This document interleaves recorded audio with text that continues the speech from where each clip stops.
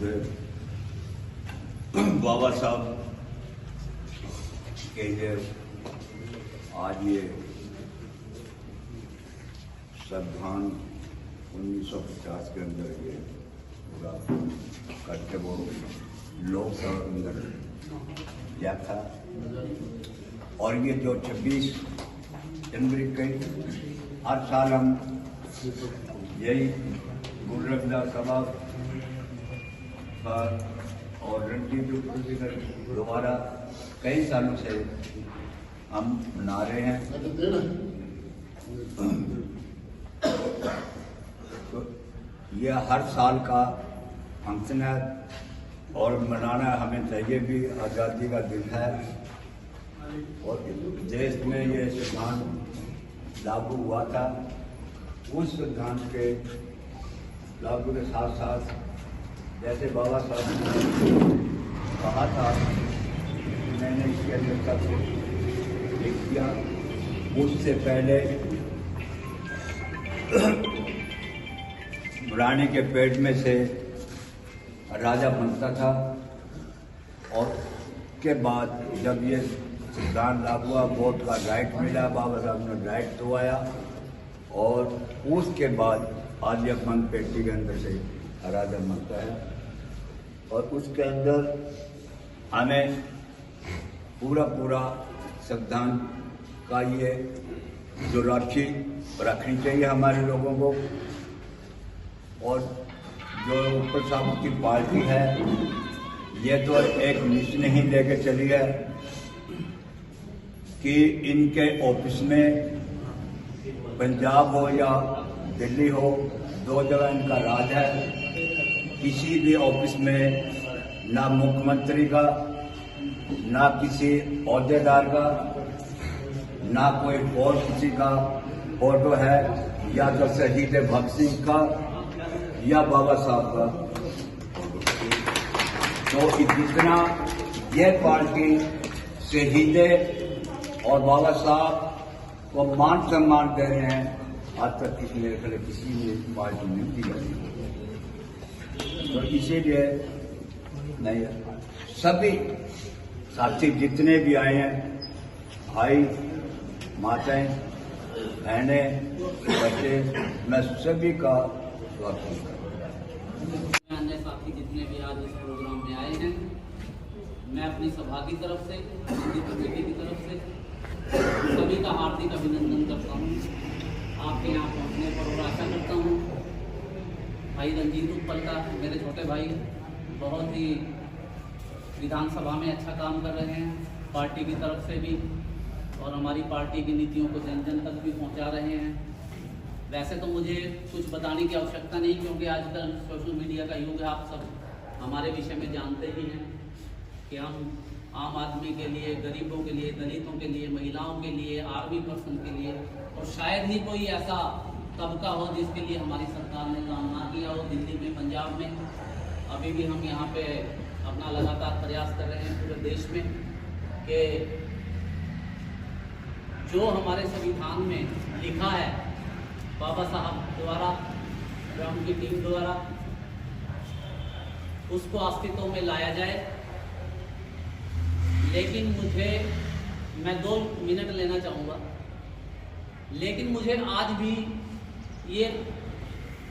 इसमें कतई भी ये कहते हुए गुरेज नहीं होता कि शायद जो संविधान बाबा साहब ने सोचकर उस समय लिखा था, उसमें आज तक भी अच्छी तरह से उसका पालना नहीं हुई, जिसकी वजह से जो हमारा देश आज विकसित देशों की गिनती में आ सकता था, वो नहीं आ पाया।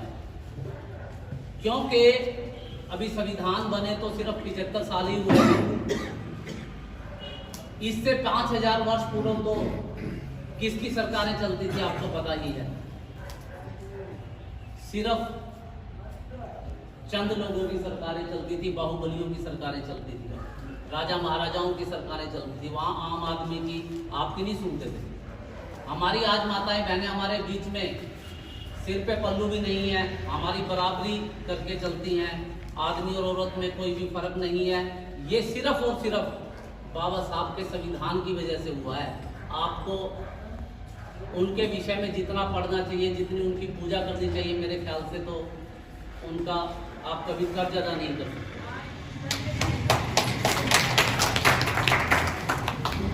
बराबरी का अधिकार, आज आप जो लोग कुर्सियों पर सीना तान के बैठे हैं, 85% आबादी देश की, वो सिर्फ आज बाबा साहब के संविधान की वजह से सीना तान के बैठे।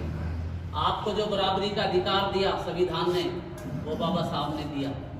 लेकिन आज हम कहाँ हैं? आज दोबारा से आपको उसी पुराने समय में ले जाया जा रहा है, जाने अनजाने में। आप इस चीज़ को आज समझ लें तो बहुत ठीक रहेगा। अगर आप ना समझे तो आपको बहुत जल्दी वो समय दोबारा आ जाएगा जब आपको फिर वहीं पे नीचे बैठाया जाएगा और आपको कहा जाएगा कि बाहर इंतजार करो। समझ रहे हो मैं क्या कहना चाह रहा हूँ? तो इसलिए मैं कहता हूँ, आप चाहे कुछ पढ़ो ना पढ़ो, लेकिन संविधान को जरूर पढ़ो, उसकी रक्षा के लिए जरूर खड़े हो। आज दिन प्रतिदिन संविधान के अंदर बदलाव किए जा रहे हैं। आज राजनीतिक क्षेत्र में आपके कितने प्रतिनिधि हैं मुझे बता दो, और प्रतिनिधि हैं तो वो किसके पीछे चलते हैं वो देख लो। गिनती के 2-3% लोग हैं जो पूरी की पूरी राज सत्ता को अपने काबू में करके बैठे हैं, क्योंकि हमारा कोई योगदान ही नहीं है। जब हम पढ़ेंगे नहीं, लिखेंगे नहीं, अपने हकों के लिए लड़ेंगे नहीं, तो नेचुरली हमें बाहर ही बैठाया जाएगा। जो आदमी आज से 75 साल पहले पढ़ लिख के संविधान बना के चला गया, उस समय उसने क्या क्या ना किया हो। खाने को रोटी नहीं थी उसके पास, क्या क्या नहीं किया उन्होंने। स्कूल के बाहर बैठ के बच्चे अंदर पढ़ते थे, पानी भी तीसरा आदमी पिलाता था उनको। उनके बारे में पढ़ो, उनके संघर्ष के विषय में जानो, और जब जान जाओगे फिर उस पर इम्प्लीमेंट करते हुए आज का ये प्रोग्राम हमारा तभी सफल होगा, तभी सक्षम होगा जब हम उनकी शिक्षाओं पर चलकर और उनके संविधान को मान के और अपने हकों के लिए लड़के समाज के अंदर हम तभी रह सकते हैं। तो मैं सिर्फ यही कहूँगा कि सच्ची श्रद्धांजलि बाबा साहब जी को और उनके हमारे बनाए हुए संविधान की जो गरिमा है वो तभी कायम रह पाएगी जब हम उनकी पालना करेंगे, अपने बच्चों को अच्छी शिक्षा देंगे। और उसकी विषय में हमारा जो बताना चाहूँगा, हमारे जितने भी पार्टी के और अन्य साथी बैठे हैं, कि हमारी पार्टी उस विषय में बहुत ही अच्छा काम कर रही है। आपके बच्चों की शिक्षा के लिए, रोजगार के लिए, आर्मी पर्सन के लिए। आपको पता है पूरे देश में बहुत सारी सरकारें हैं, कोई भी 1 करोड़ रुपया आर्मी पर्सन को नहीं देता अगर उसको सेवा करते हुए कभी कुछ हो जाए तो। हमारे वर्ल्ड क्लास हमने स्कूल बना दिए। आप अपने पिंजौर के आसपास के क्षेत्रों में, कालका विधानसभा के किसी क्षेत्र में जाके देख लो। आप मुझे बता दो कितनों के बच्चे गवर्नमेंट स्कूल में पढ़ते हैं। हम चाहते हैं कि हमारे बच्चे क्यों प्राइवेट में पढ़े, क्योंकि प्राइवेट सिस्टम इन्होंने बेच दिया है। सरकारी क्यों नहीं अच्छे बन सकते, क्योंकि भाई साहब ने अभी बताया कि अगर सरकारी अच्छे बन गए तो उनको पूछेगा कौन। तो इसलिए अच्छे लोगों को चुनो, अच्छी विचारधारा के साथियों को आगे लेके आओ, खुद लीडर बनो। मैं तो कहता हूं अपने आप में से लीडर बन के बाहर आओ, और जो असमानताएं अभी भी समाज के अंदर है उसको खत्म करने में हमारा योगदान दे। आम आदमी पार्टी पूरी तरह से आप लोगों के हक के लिए हर कदम पर लड़ने को तैयार है। ज्यादा कुछ ना कहते हुए आज इस पावन पवित्र दिवस पर आप सबको बधाई देता हूं, और जितने भी साथी हमारी पार्टी के व अन्य जो साथी आए हैं उनका हार्दिक अभिनंदन करते हुए आपको शुभकामनाएं देता हूं, और आशा करता हूं आप आगे भी इसी तरह हमारा साथ देते रहेंगे। धन्यवाद। दास मंदिर की कमेटी और स्कूल की मैनेजमेंट पूरी को इस पवित्र और शुभ दिन पर ढेर सारी शुभकामनाएं, और ईश्वर और परमात्मा के आगे मैं अरदास करता हूं कि हमारे बच्चों के लिए, हमारे घर के लिए वो अपना आशीर्वाद बनाए रखे। आज इस पवित्र दिन पर मेरे जितने भी बुजुर्ग, मेरी महिलाएं, बहनें और मेरे छोटे वीर, सभी को ढेर सारी शुभकामनाएं देना चाहता हूं। आज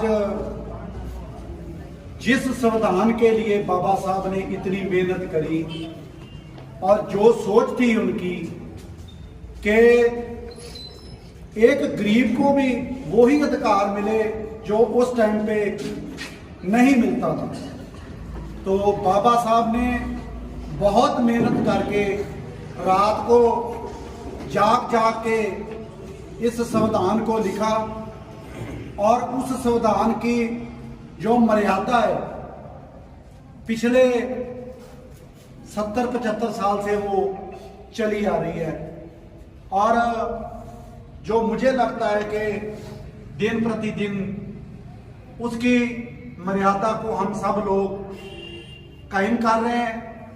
जब पहले सोशल मीडिया का जमाना इतना नहीं था,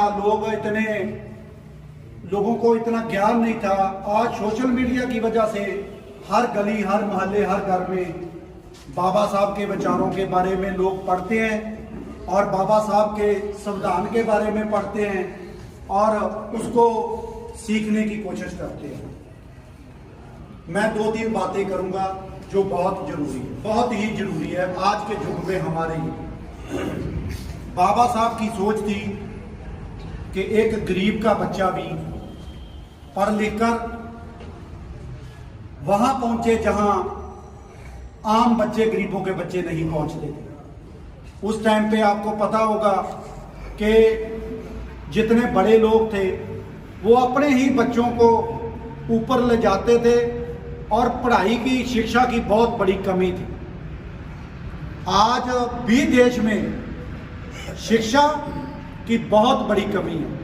अगर हम लोगों ने गरीबी को खत्म करना है, अगर हम लोगों ने अपने घर में खुशहाल बनाना है, खुशहाल करना है, तो सबसे पहले हमारे घर में जिस दिन भी एक भी बच्चा पढ़ जाएगा तो हमारे घर की गरीबी खत्म हो जाएगी। बच्चा पढ़ लिख के मेरिट के आधार पर उसको नौकरी मिल जाएगी और उसकी 3 पीढ़ियां, बच्चे का माँ बाप और जो बच्चे का अगला परिवार है वो आराम से रोजगार से अपना खाना पीना चला सकता है।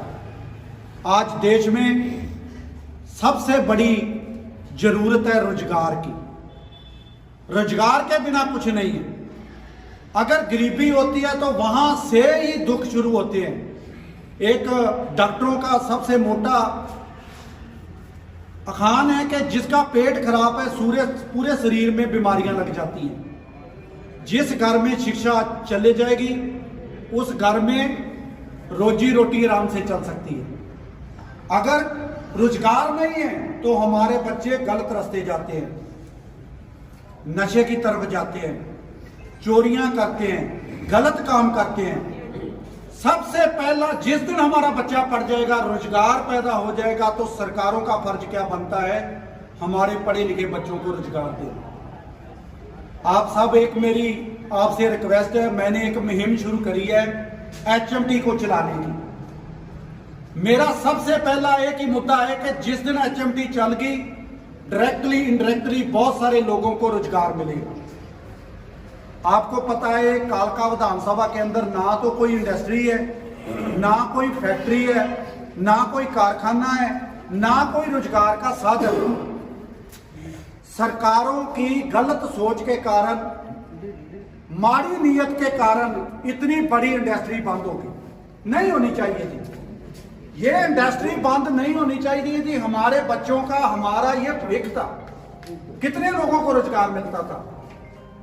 हम सब इस बात को लेकर बहुत चिंतित हैं कि आज बेरोजगारी बहुत बड़ी है।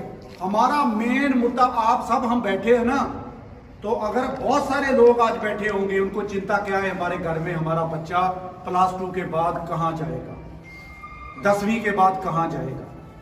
आज हमारी बेटी है, जो युग चल रहा है, बेटी को बाद हम कहां लेके जाएंगे। जो हालात बने हैं, आम लोग तो सोचते हैं कि बेटी को बाद में 10वीं के बाद, +2 के बाद पढ़ाना नहीं है, उसकी शादी कर दो। पर सोचने वाली बात है, अगर आज के युग में सोशल मीडिया का युग है, पढ़ाई का युग है, गूगल का युग है, मतलब बिना मोबाइल के, बिना इस चीज के पढ़े लिखे आम आदमी को पता ही नहीं चलता। दवाई लेने जाना है, मेडिसिन लेने जाना है, तो आपको पता ही नहीं चलेगा। पढ़ी लिखे आदमी तो पढ़ लेगा कि उसमें क्या लिखा है, कैसे क्या फॉर्ड होना चाहिए। तो आज हम सब एक पवित्र दिन पर एक प्रण करें कि सबसे पहले हमें रोजगार की जरूरत है। रोजगार होगा तो हम सब लोग, जो हमारे बुजुर्गों ने, बाबा साहब ने भी जो संविधान लिखा है, उनके ऊपर अमल हम तभी कर पाएंगे जो हम थोड़ा बहुत पढ़े लिखे होंगे। बाबा साहब के संविधान को कैसे पढ़ पाएंगे जो हम सब लोग पढ़े ही नहीं है। शिक्षा बहुत जरूरी है। शिक्षा के बिना हम अपने जीवन में वांझे हैं, जीवन में, हमारे जीवन में अंधेरा है। अगर शिक्षा है तो चानन है, अगर शिक्षा नहीं है हमारे, तो हमारे लिए ना रात का फर्क है ना दिन का फर्क है, हमारे लिए दिन भी रात ही है। शिक्षा बहुत जरूरी है। हम सब अपने बच्चों को, अपनी बेटियों को, अपने बच्चों को पढ़ाएं। और जो हमारे बुजुर्गों ने, ये जैसे संविधान की बात आती है, हमारे बुजुर्ग बड़ी बात सिखा के गए हैं, और जो शहीदों ने कुर्बानियां दी हैं हमारे देश को बचाने के लिए, उनको आज हम सब मिलकर याद करें। और यही हमारी प्रेरणा है। जिसके बच्चे पढ़ लिख के रोजगार पे लगे ना, उसी की जिंदगी सफल है। वरना हम आए, दुनिया में आए, ना कुछ करके गए, उसका कोई फायदा नहीं। सुबह जाग लिया, रात को सो गए, खाना सुबह खा लिया, खाना रात को खा लिया, वो तो फिर टाइम पास है, जितना मर्जी कर लो। तो हमारा मानना, मेरा अपना पर्सनली मानना है कि सबसे पहले शिक्षा, दूसरे नंबर पर रोजगार, तीसरे नंबर पर सेहत व्यवस्था। 3 चीजों की जरूरत है। सरकार को इन्हीं 3 चीजों के ऊपर ध्यान देना चाहिए। बाकी सब किसी चीज की जरूरत नहीं। घर में पढ़ाई आ गई तो हमारे घर में रोजगार आ जाएगा। हमें फ्री का कुछ देने की जरूरत नहीं है। हम सब लोग, विचारन वाली बात है, 2 मिनट और लूंगा। बड़े लोग है ना, जो उनकी एक सोच है कि शिक्षा ना दी जाए। क्यों ना दी जाए? अगर इनके बच्चे पढ़ लिखे हैं तो ये नौकरी मांगेंगे। अगर नौकरी मांगेंगे तो ये संविधान को पढ़ेंगे, जागरूक हो जाएंगे, इनकी जानकारी बढ़ेगी। ये हमारे दरवाजे के गेट के बाहर नहीं आ पाएंगे। जिस दिन हमारा बच्चा पढ़ गया, हमें किसी चीज की, किसी अमीर की, किसी चीज की जरूरत नहीं। हमें अपनी काबिलियत के ऊपर, अपने आप मेरिट के आधार पर, अपने आप दिल्ली में देखो, पंजाब में देखो, मैं सिर्फ अपनी बात करता हूं, मैं किसी की निंदा नहीं करता। मैं ये कहता हूं कि अगर भगवंत मान ने पिछले 2 साल के अंदर 40,000 के करीब नौकरी दी है, कोई बंदा ये नहीं बोल सकता, एक भी बंदा ये नहीं बोल सकता कि मैंने 2 लाख, 5 लाख, 10 लाख रुपया दे के नौकरी दी।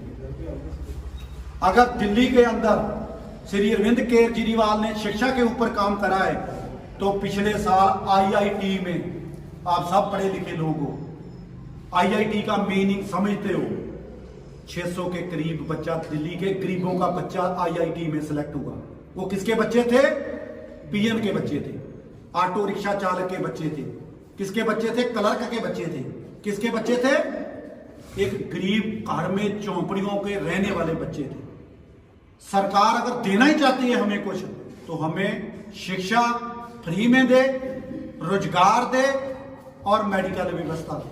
बस, इसके अलावा हमें किसी चीज की जरूरत नहीं। हम सब मिलकर एक संकल्प लें। बाबा जी को सच्ची श्रद्धांजलि यही है कि हम अपने बच्चों को पढ़ाएं, और बाबा साहब के संविधान के बारे में जो उन्होंने मेहनत करके, रात की नींदें अपनी, उस टाइम अपनी ऐशो आराम की जिंदगी छोड़कर इतनी मेहनत करके उस संविधान के बारे में अपने बच्चों को, अपने सभी लोगों को उसके बारे में बताएं। इन्हीं शब्दों के साथ अगर मैं कुछ किसी के खिलाफ, किसी के गलत बोल गया हूं तो माफी मांगता हूं, क्षमा चाहता हूं।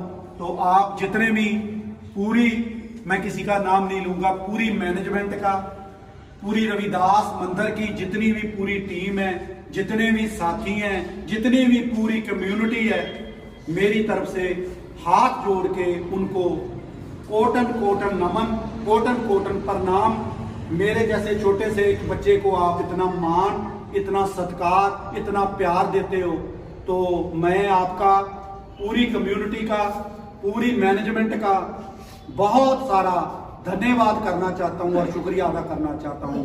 सभी को मेरा बहुत बहुत इस पवित्र दिन पर शुभकामनाएं।